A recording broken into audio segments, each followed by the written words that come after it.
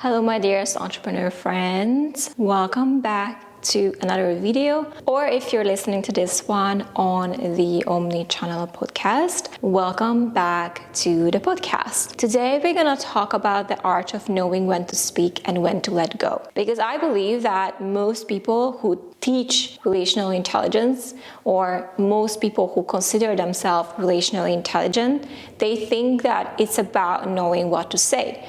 And in fact, their entire industry is built on teaching people what to say, whether it's an interpersonal context or even a business context. When we are teaching people scripts, we are teaching people opening lines, all of it is basing on the fact that it's all about what to say. And I believe that the knowing of when to speak and when to let go is more important. And in this video, we're going to talk about how to know when to speak and when to let go. Let me start by telling you a little story. This Sunday, and currently it's a Thursday, but this Sunday, I finally had the chance to meet with one of my ultimate all-time favorite speaker. And I don't know if there's anyone particularly that you like, any person of significance to you that have impacted your life, that you wanted to talk to, have a conversation for the longest time. And maybe for the sake of this video, think of that person. But I had a chance to actually meet with my person. And needless to say, I'm going to tell you exactly what happened, and I'm going to tell you all the things that went down, and also I'm going to tell you in terms of knowing when to speak and when to let go and how does it apply to this entire story. When it comes to meeting this person, there were about 3 people waiting in line in front of me, and after me there was another girl. And so what happened is that when it was finally my turn, this person steps up to me, shakes my hand, introduces himself, I introduce myself, and I go into speaking about what my question was to him, okay? And so I remember having a short conversation because I just had one question really that I always wanted to know. And in about a minute, he already answered my question, and I found myself just regulating throughout the conversation because I thought, oh my God, I did feel some of that nervousness that comes from meeting someone that has significance in my life. And when you're meeting the person that has significance in your life, you might feel exactly what I felt in the moment. So definitely breathing helps in that scenario. But there was a moment in which I sensed that this was it. And to be fair, that moment came faster than I anticipated. Because in my mind, I thought, okay, we're gonna hit it off. This is gonna be such a good spark question. And we're gonna be like on, right? In my mind. But then he was answering my question almost immediately. And I found myself just like a deer in headlight thinking to myself, oh, okay, that was it, right? That was it. I had my answer.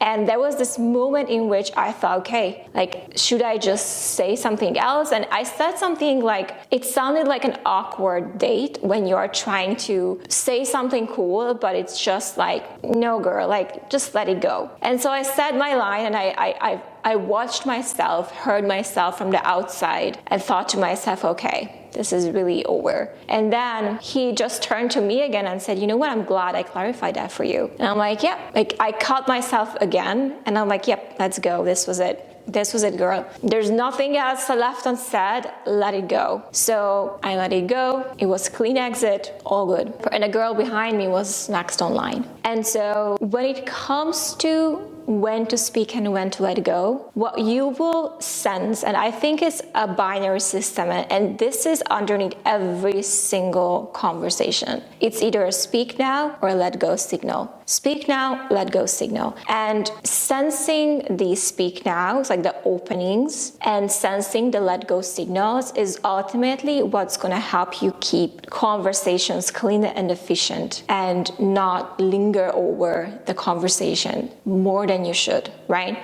Because, and I'm gonna tell you this as well, because this is in the same story. There was a guy, he was wearing like a very bright orange coat. He had glasses, and I remember us waiting in line to speak to this person, and he was staying way too long. And even the guy, that the person we all went to meet, even he was signaling like, I kind of have to go, like you could see the body language, even though we couldn't actually hear a lot of the things that they were talking in between themselves, but you could tell he was like, like signaling like, okay, I have to go. And I remember him stepping away from this guy who was over talking, who was not sensing, there were like 3 people waiting behind you, dude. We all had those moments when people were like, don't you see we're all in line, right? And I remember me and the other girl was still waiting in line, and we had like this collective mini fear like flashing through our faces and thinking, oh, so that was it. We missed our chance, right? We had that. Because when the guy stepped away from him and like, okay, goodbye, finally just he left the field, immediately he turned back to me, because then he kind of had to do this social thing like, okay, I have to go, bye, and stepping away until the guy left and turned away from him and walk out of the door. And then he restarted to talk to me and the other girl after me. So it's so interesting to me, because some people really cannot sense when there are natural openings and closings. And let's talk about closings first. And how do we sense it? First of all, there is a time when you're talking to someone and you feel like the energy is complete, the exchange is complete, and everything else that you were about to add on top of that completion would feel like you would have to force it, right? So I'm sure you guys have experienced this before, when you are in flow with someone and then suddenly you feel like you need to effort yourself to keep the flow up. It's like there is an energy of a conversation and then it drops. And when the energy drops, you can either try to lift it up with force or you can let it be. And many times when the energy is going down and you feel like there's a closing happening, it's like or you can feel the other person is withdrawing from you, like either signaling that they are kind of done, there's nothing to say, they slow down with their responses if you are chatting with them on text message, or you just feel like they're not really engaging in a way with you. That is a really good cue for you to say, okay, this is time for me to go. So either you are the one who feels like, okay, I kind of said everything I wanted to say, or you feel the energy is shifting and you would have to really lift it up to keep it going. If that happens, that's literally your cue, like just let go, okay? And sometimes you can be, in my example, and that's the painful part, is when you recognize that you have so much more to say and you recognize that, oh shit, it's over, the moment is closing, right? So the binary system under each conversation goes like, speak now, let go. Speak now, let go. Speak now, let go, right? And the let go, when you feel it's hitting you, either because you learned that it's time to go, either because you completed what you wanted to say, either because the energy is shifting down or the other person gets distracted and it's over. It's sometimes really hard to let go because there's part of you that has all these things you wanted to say and have this desire to express, but the moment is done. And in you recognizing it's done and letting go is actually the most healthiest way that you can be with someone. And it doesn't mean that you might not get to say what you wanted to say. You might get it in another time, in another moment. But for now, you need to recognize that this is complete here. That's how far we could go. Let me just step back and then maybe there will be another opening. You can create openings yourself by recognizing that maybe it's not a good time or maybe the other person doesn't have the bandwidth for you is also part of relational intelligence, because it's knowing when to speak and when to let go. And I'm going to give you another example here, because sometimes we do recognize that we are literally catching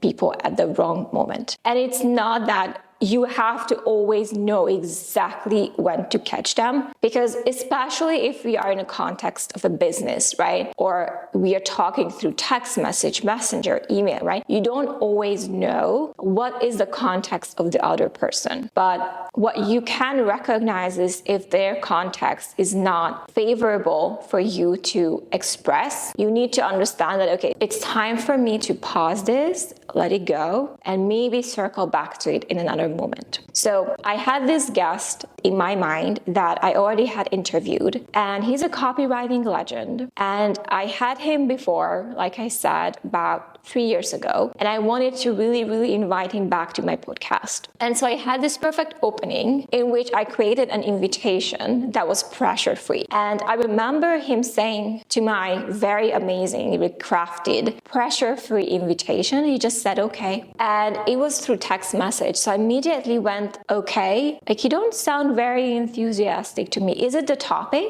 Do you want something else? Like immediately I'm trying to understand why would someone says okay, instead of saying like, sure, of course. So it's something more like exciting, right? So he said, actually, I'm not enthusiastic about anything in this moment because I don't know if I caught COVID, and my mom is having COVID right now and she's not feeling well. And I immediately went like, oh my God, I felt really bad, first of all. Second of all, like here I am crafting this great, funny invitation, and this person is literally thinking about worrying about his family and his own health. So in that moment, what happened was I immediately recognized that this is not the moment to push further, and this is the moment to let go, right? And not trying to push a date or trying to figure out logistics. It's literally the worst time to do that. So I let him go, and I said, you know what?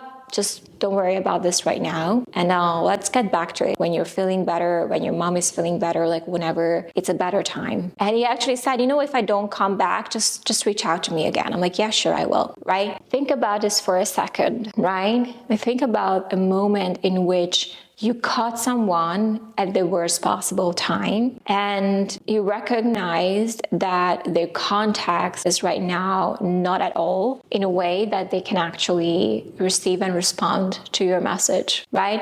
And knowing that when you know more, it's time for you to let go is what's going to make a difference between you and the other person who's pushing, because all they want is to get whatever they want, right? So that's why we're going to introduce 2 more concepts here, which I think is foundational in being really good at knowing when to speak and when to let go. And the first one is containment, and the second one is dual awareness. Containment means that you're able to hold your own needs and desires. First of all, you're aware of them so they don't come out sideways. You're able to hold your own needs and desires without making it someone else's problem, right?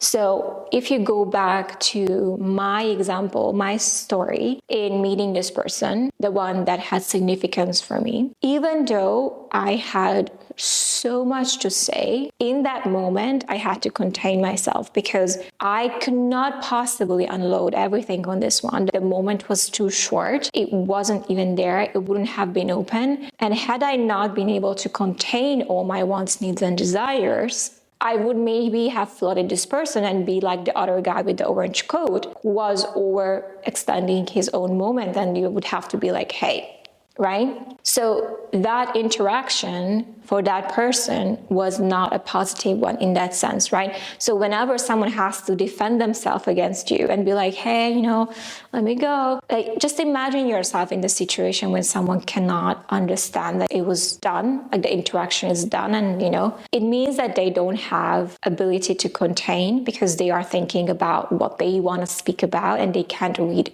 about you. And 2, they don't have dual awareness. And dual awareness means that you are at all times aware of yourself and the other person. So to me, dual awareness is a moment to moment to moment to moment to moment tracking. Think of it like this is a movie scene. First camera angle, me in conversation with you. Second camera angle, me tracking you in conversation with me. Third camera angle, me tracking us in the conversation. And these tracks run at all times. So I'm able to keep track of what's happening inside of me. I'm able to track what's happening inside of you, and I'm able to track what's happening inside of both of us in a given moment. And I don't think it's dual tracking anymore. It's like multi-level tracking. But if you are able to at least track yourself and the other person, yourself and the other person simultaneously, then it means that you have dual awareness, right? And I do something more insane because I track us in the moment, and I track us in comparison to the other people in the room, and I track us in comparison to, like, there are multiple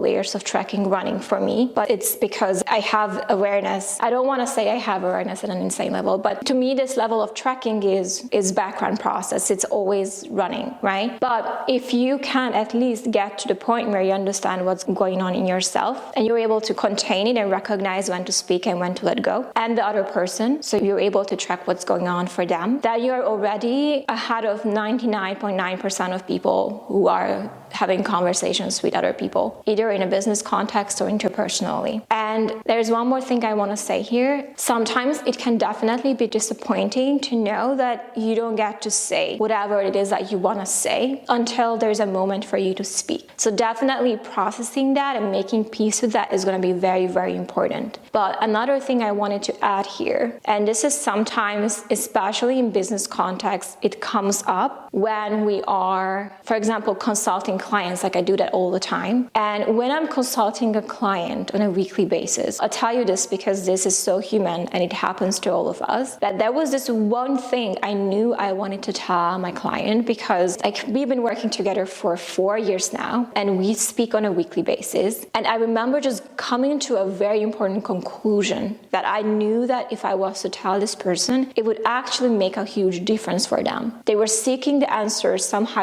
it came to me, and I thought to myself, like, I have to tell them. I have to. And I remember being on the usual weekly call, and I'm like, okay, I'm gonna tell all about this thing now. Like, I had a desire, right? My desire to speak about it in the moment, in that moment. I mean, there was a bit of space. I'm like, okay, let me tell you all about it. And I remember just expressing it, like, from the depths of my heart, and him going, oh, sorry, I was texting this person.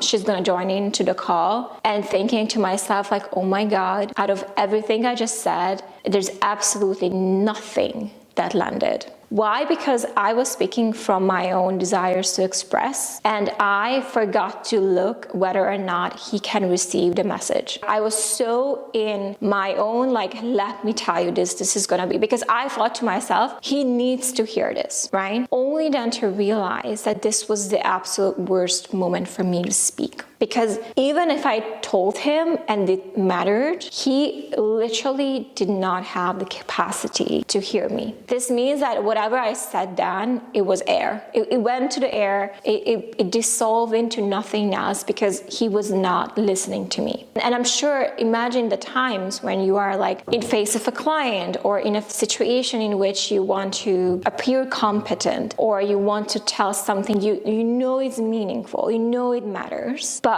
because you are seeing your own desires, sometimes you slip and not recognize that, oh my God, okay, they actually cannot hear me now. Only after you said what you said, you realize, oh, nope, I should have not spoken about this, right? So our binary of speak now and let go was not working really well. So in that scenario, the fact that I spoke at the wrong moment, it meant my message was not being heard. And it doesn't mean that I won't have the chance to express it in another time. I mean, we speak on a weekly basis, right? And sometimes you have conversations that happen once or twice or once and never again. So that's why I said, let's make peace with the fact that you might not be able to say what you want to say, but having the dual awareness, which is you're aware actively whether the other person can hear you. Do they have the bandwidth?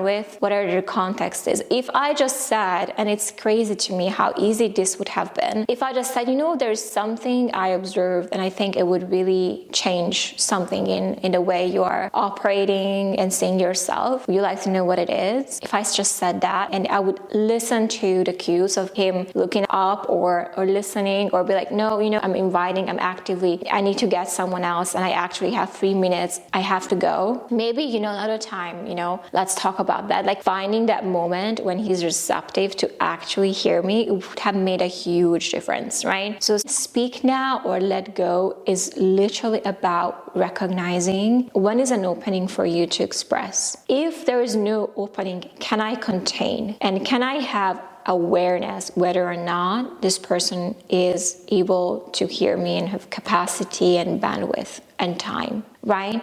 So when we are working on our intelligence, relational intelligence, and we are working on our communication, and we want it to be effective, we want people to actually hear us, we have to be aware of all this. Like, we have to know how to contain ourselves, we have to know how to have awareness, and we have to know when to speak and when to let go, right? So I hope this video was helpful for you. I know this is not something we can get better like that, right? But once I have awareness that, okay, good moment, bad moment, I don't know. It doesn't mean you always have to wait for the perfect moment to speak, because if you think about it, sometimes you can create an opening, like you have full power in creating openings. But since most of our communication, especially in terms of business, happen through a text message or email or even phone call, even though we hate phone calls, don't call people. I don't advise that to do unless you know them and they love phone calls.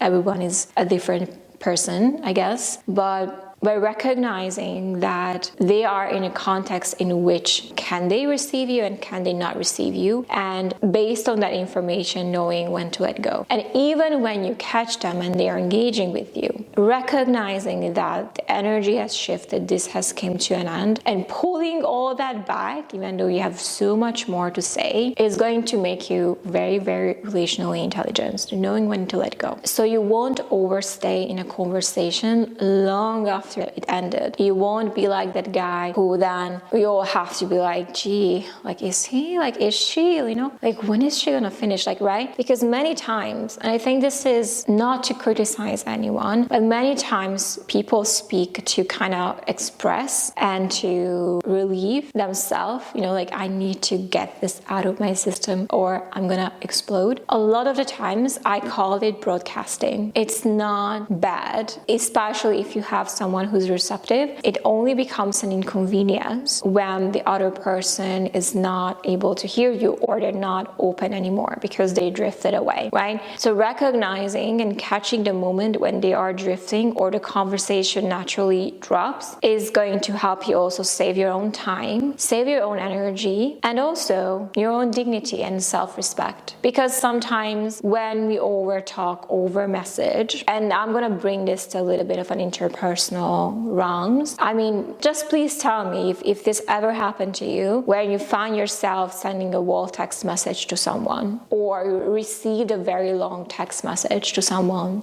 let's say in a romantic settings. Like, sometimes I'm telling you, and this is so evil, but sometimes when we receive those very long messages or voice messages, you would have to be like, okay, ChatGPT, can you tell me what this person is saying? This is literally what happens sometimes, that you would have to copy and paste the message to ChatGPT to give you a summary, or Claude, right? Because this person sent you such a long message and like, what is he even saying? What is she even saying, right? And I think it happens more interpersonally than in business, but definitely happens in business as well. So knowing when to speak and when to let go is going to be very important for you to learn. All right, you guys, I hope this video was helpful. If you want to learn how to approach people in a way that you are preserving relational integrity and you're well received at the same time, I have an entire program I just finished called The Art of the Approach. This is the program that you can take if you want to learn how to approach absolutely anyone,